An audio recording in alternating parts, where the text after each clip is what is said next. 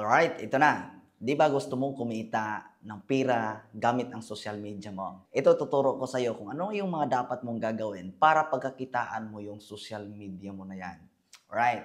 So, unang-una, kung gusto mong kumita gamit ang Facebook, napakasimple lang. Mas maganda gumawa ka ng Facebook page. Alright? Kung gusto mo naman sa TikTok, ito na, gumawa ka din ng TikTok account. Kung gusto mo naman din sa YouTube, gumawa ka din ng YouTube account.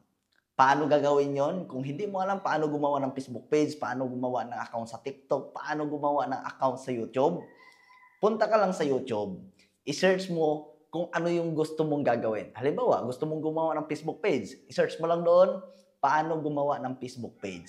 At ando na yung mga detalye. At ganun din, i-search mo din kung paano gumawa ng TikTok account, paano gumawa ng YouTube account, lahat ng information ando na. So now, paano ka makapagsimulang kumita dyan? Sa Facebook at sa YouTube, kailangan mo lang na magparami ng followers. Alright?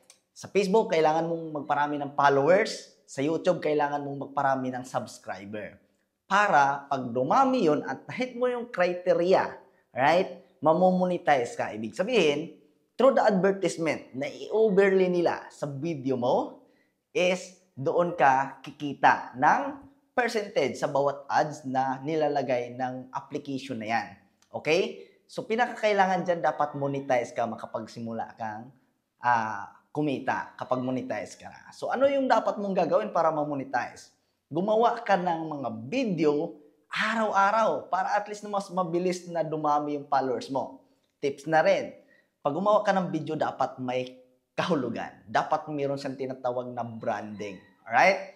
So sa TikTok naman, para kumita ka sa TikTok, napakasimple lang din. Sa TikTok kasi mayroon tinatawag na TikTok affiliate. Ibig sabihin, ang TikTok applications is naka-design talaga siya, no? Para magbenta ng produkto. So para kumita ka doon, mag-TikTok affiliate ka. Alright? So ano ba yung ginagawa sa mga TikTok affiliate? Para mas madali, i-search mo na lang sa YouTube. Alright? I-search mo sa YouTube kung paano magiging TikTok affiliate. Ang pagkakaalam ko kasi is mag-unbox ka or mag-review ka ng mga produkto. And then, doon sa ni-review mo, the moment na nag-viral, the moment na maraming bumili, meron kang commission. So, yun yung tinatawag na TikTok affiliate. Right? So, kung meron kang natutunan sa video na to, huwag mo kalimutang i-share para makita din sa mga kaibigan mo. At sa iba pang information or sa iba pa na ibibigay natin na tips kung paano ka makapagsimulang kumita sa social media mo, don't forget to follow me. Right?